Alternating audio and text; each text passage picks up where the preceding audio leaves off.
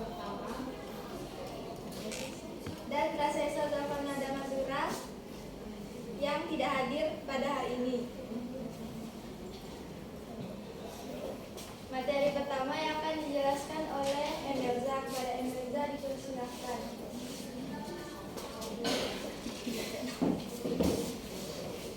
Baiklah, di sini saya akan menjelaskan tentang pengertian struktur linguistik bahasa. Struktur linguistik bahasa bisa dibilang sebagai aturan atau susunan yang bikin bahasa jadi teratur dan gampang dimengerti. Bahasa itu bukan sekedar kumpulan kata yang keluar begitu saja, tapi ada sistem yang mengaturnya. Menurut CET 2015, bahasa punya beberapa struktur. Yang pertama ada fonologi. Fonologi berasal dari dua kata dari bahasa Yunani, yaitu fon yang artinya bunyi dan logos yang artinya ilmu. Jika digabungkan, keduanya berarti memiliki ilmu yang mempelajari bunyi.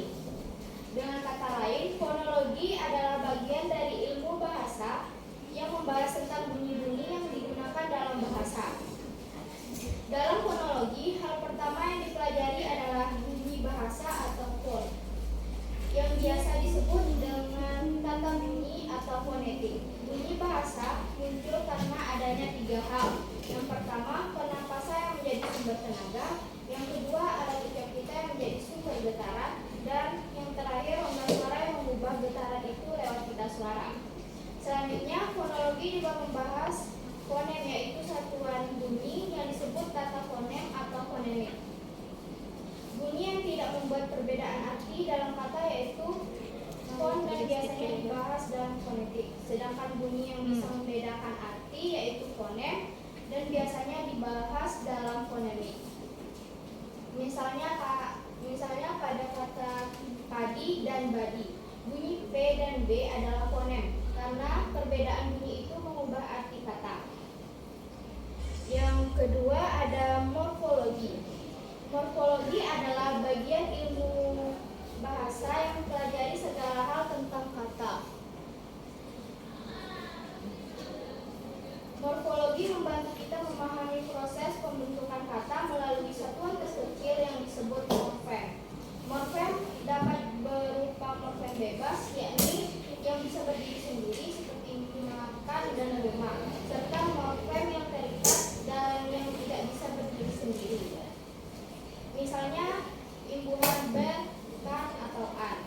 Dalam bahasa Indonesia ada tiga proses utama yang banyak dibicarakan dalam kajian morfologi, yaitu afiksasi, reduplikasi, dan komposisi. Yang ketiga ada sintaksis. Sintaksis itu bisa dibilang ilmu yang membahas cara menyusun kata-kata supaya jadi kalimat yang benar dan enak dibaca. Kalau morfologi fokus ke bentuk kata, sintaksis fokusnya ke susunan kata dalam kalimat. Jadi sintaksis membantu kita paham kenapa kalimat itu bisa jelas atau malah bikin bingung.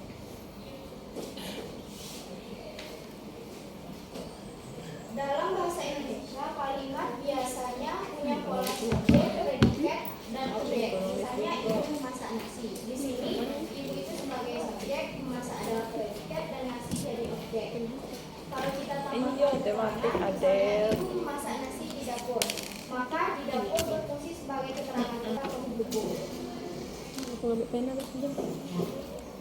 Yang terakhir ada semantik. Semantik itu gambarnya ilmu yang membahas soal arti kata dan kalimat. Jadi kalau morfologi lebih ke bentuk kata, semantik fokus ke makna dari kata itu sendiri. Kenapa ini penting? Karena kadang satu kata bisa punya banyak arti tergantung di mana dan bagaimana kata itu dipakai. Misalnya kata mata bisa berarti bagian tubuh yang melihat, tapi juga bisa berarti mata uang atau mata pelajaran. Dalam semantik ada dua makna utama yang sering dibahas. Yang pertama ada makna denotatif, yaitu arti sebenarnya. Yang kedua ada makna konotatif, yaitu arti tambahan yang biasanya berkaitan dengan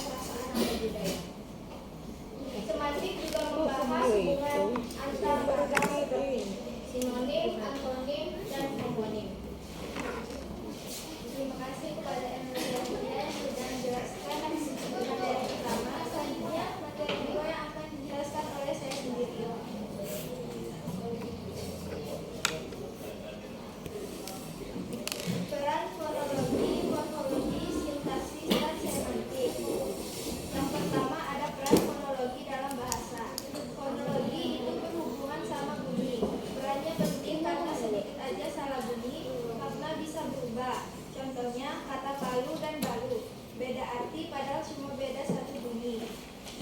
Intonasi juga bikin beda.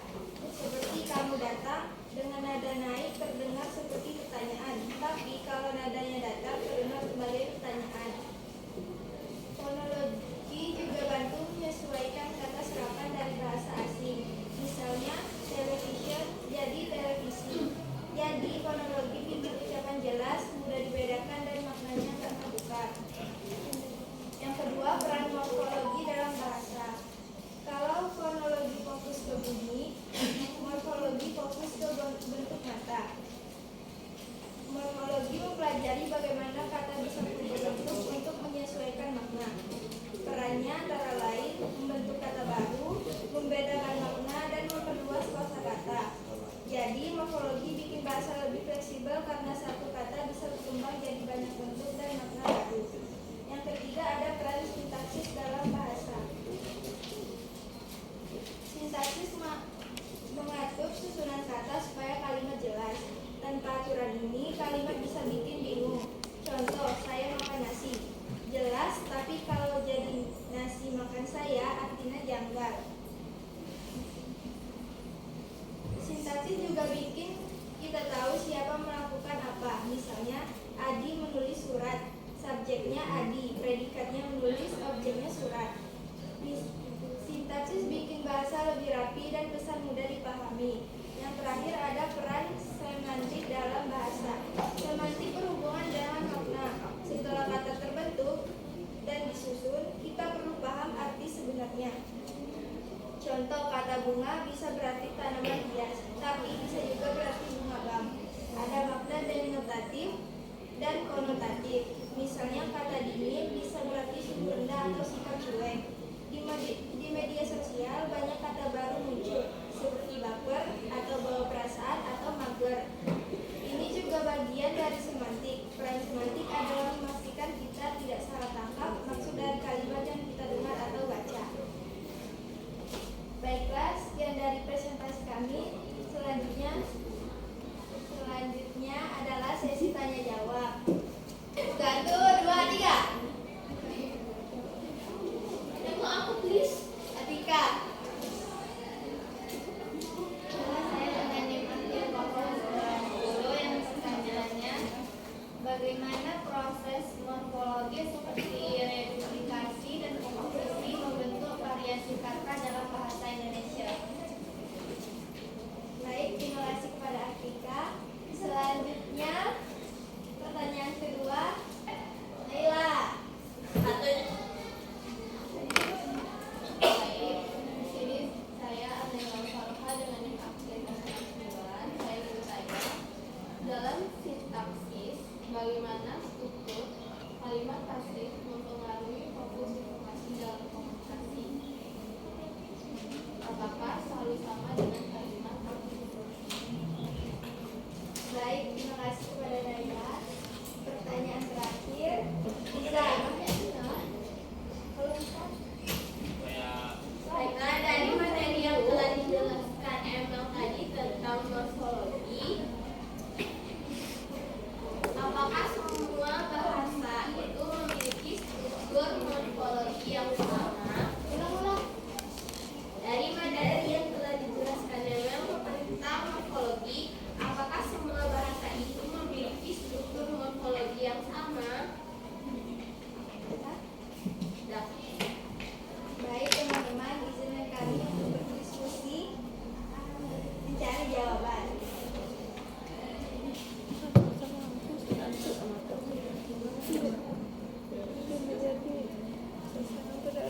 Baiklah, di sini saya akan menjawab. Di sini kami akan menjawab pertanyaan pertama dari saudari Atika yang akan dijawab oleh Emreza. Ada Emreza. Baiklah, di sini saya akan menjawab pertanyaan dari Atika. Bagaimana proses morfologi seperti reduplikasi dan komposisi membentuk variasi kata dalam bahasa Indonesia? Proses morfologi seperti reduplikasi dan komposisi membantu membentuk variasi kata dalam bahasa Indonesia dengan cara yang berbeda. Yang pertama, reduplikasi adalah pengulangan kata untuk memberi makna tambahan. Di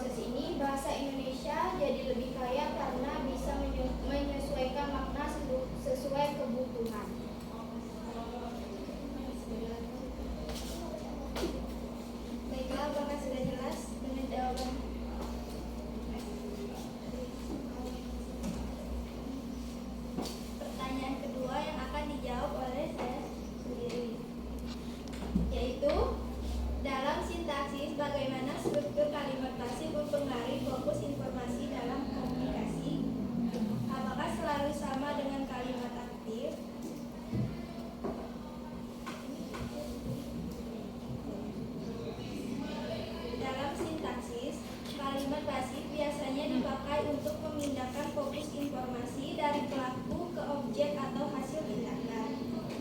Kalau kalimat aktif menekankan siapa yang melakukan, kalimat pasif lebih menekankan apa yang terjadi atau siapa yang terkena tindakan. Misalnya, guru menghukum murid itu aktif, fokusnya ada pada guru sebagai pelaku. Sedangkan murid dihukum guru itu pasif, fokusnya bergeser ke murid yang menerima tindakan. Jadi, fokus informasi dalam kalimat pasif tidak selalu sama dengan kalimat aktif, karena tujuan komunikasinya bisa berbeda, tergantung apa yang mau ditekankan oleh penutur. Bagaimana Naila? Apakah sudah jelas?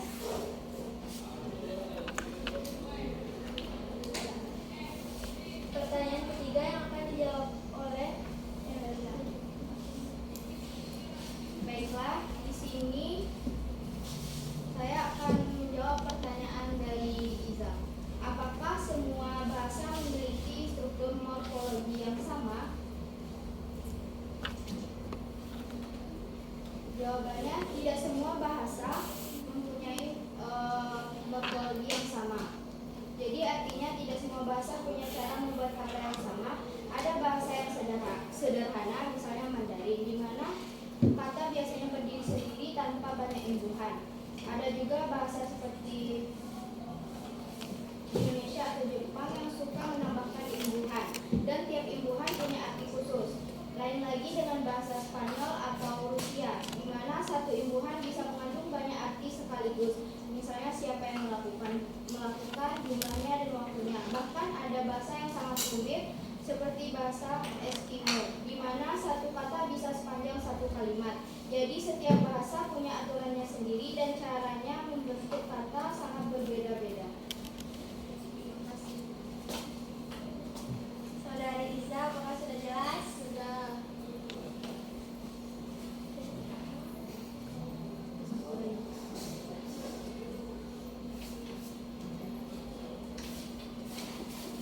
Oke, kesimpulannya yaitu struktur linguistik bahasa merupakan aturan yang membuat bahasa menjadi teratur dan mudah dipahami. Bahasa tidak hanya sekedar kumpulan, tetapi memiliki sistem yang mengaturnya melalui fonologi, morfologi, sintaksis, dan semantik. Fonologi membantu membedakan bunyi sehingga makna tidak rancu. Morfologi membentuk kata baru serta memperluas kosakata. Sintaksis menyusun kata menjadi kalimat yang gugur, dan semantik memberikan makna agar pesan tersampaikan dengan tepat. Keempat aspek ini saling melengkapi sehingga bahasa dapat berfungsi secara efektif dalam kehidupan sehari-hari. Sekian presentasi dari kelompok kami. Jika ada kesalahan kata mohon dimaafkan. Kami akhiri. Wassalamualaikum warahmatullahi wabarakatuh.